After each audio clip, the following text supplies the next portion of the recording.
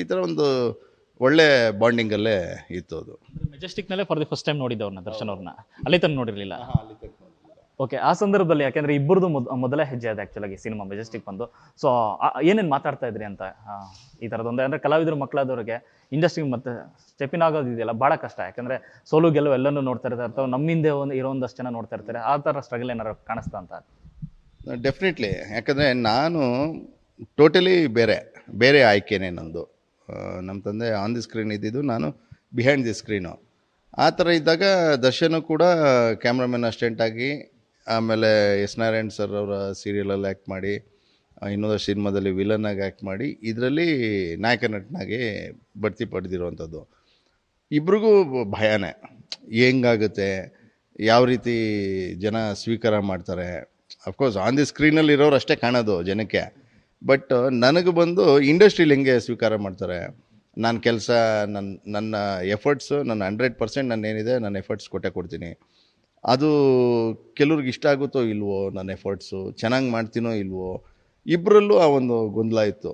ಹೆಂಗೆ ಆಮೇಲೆ ನಮ್ಮಲ್ಲೇ ಒಂದು ಇದು ದರ್ಶನ ಏನಂದರೆ, ಮಗ ಎಲ್ಲ ಇದು ತೋರಿಸೋ ಒಂದು ಸೀನ್ಸ್ಗಳು ಅಂತ ಡೈರೆಕ್ಟ್ರು ಬಿಡ್ತಾ ಇರಲಿಲ್ಲ. ಪಿ ಎನ್ ಸತ್ಯ ಅವರು ಯಾರಿಗೂ ತೋರಿಸ್ಕೊಡ್ದು, ಪ್ರೈವೇಟಲ್ಲಿ ಇರಬೇಕು, ಯಾರಿಗೂ ಕರೆ ತೋರಿಸ್ಬಾರ್ದು ಅಂತ. ಸರಿ ಸರ್, ಆ ಥರ ಒಂದು ಮೇಂಟೈನ್ ಮಾಡಿದ್ರು. ಯಾಕಂದರೆ ಒನ್ಸ್ ಇದರಲ್ಲಿ ನೋಡಿದಾಗ್ಲೇ ಎಲ್ಲ ಎಡಿಟಾಗಿ ಒಂದು ಡಬಲ್ ಪಾಸಿಟಿವ್ ಅಂತಿದ್ವಿ ಆವಾಗ, ಡಬ್ಬಿಂಗ್ ಮುಂಚೆ. ಆವಾಗ ನೋಡಿದಾಗಲೇ ಒಂಥರ ಮಜಾ ಬರುತ್ತೆ ಅಂದ್ಬಿಟ್ಟು ಆ ರೀತಿ ಗೌಪ್ಯವಾಗಿ ಇಟ್ಟಿದ್ರು. ಟೆನ್ಷನ್ನು ದರ್ಶನ್ಗೂ ಹೆಂಗೆ ಬಂದಿದೆಯೋ ಅಂತ ಕ್ಯೂರಿಯಾಸಿಟಿ. ನಾನು ಚೆನ್ನಾಗಿದೆ ಕಣೋ, ಸಮಾಧಾನ ಮಾಡ್ಕೊಳ್ಳೋ, ಚೆನ್ನಾಗಿದೆ ಅನ್ನೋದು.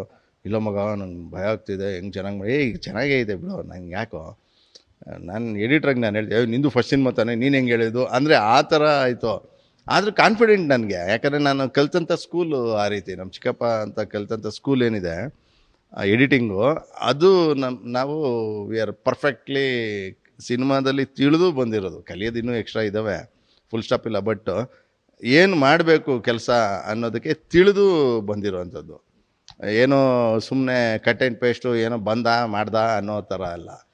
ಆ ಥರ ಬಂದಾಗ ಹೇಳಿ ಸಮಾಧಾನ ಮಾಡಿ ಆಮೇಲೆ ಒನ್ಸು ಡಬ್ಬಿಂಗಲ್ಲಾಗಿ ಸಿನಿಮಾ ರೆಕಾರ್ಡಿಂಗ್ ಆಗಿ ಒಂದ್ಸರಿ ಡಬಲ್ ಪಾಸಿಟಿವ್ ನೋಡಾದಮೇಲೆ ಸಮಾಧಾನ ಬಂದಿದ್ದು ದರ್ಶನ್ಗೆ. ಆವಾಗ ಕಾನ್ಫಿಡೆನ್ಸ್ ಬಂತು, ಆಯಿತು ಈ ಸಿನಿಮಾ ಒಂದು ರೀತಿ ಚೆನ್ನಾಗಾಗತ್ತೆ ಅಂತ. ಬಟ್ ಎಲ್ಲರೂ ಕೂಡ ಸಪೋರ್ಟ್ ಮಾಡೋರು ತುಂಬ.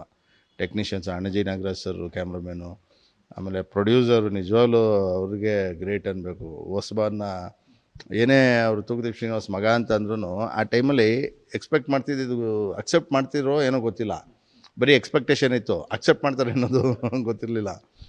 ಆ ಥರದಲ್ಲಿದ್ದಾಗ ಜನ ಹಂಗೆ ಕೈ ಹಿಡಿದ್ರು. ಆ ಟೈಮಿಂದ ಅದು ಸ್ಟಾರೇ ಚೇಂಜ್ ಆಯಿತು. ನ್ಯೂಸ್ ಫಸ್ಟ್, ನಿರ್ಭೀತಿಯಿಂದ ನಿಮ್ಮ ಪರವಾಗಿ.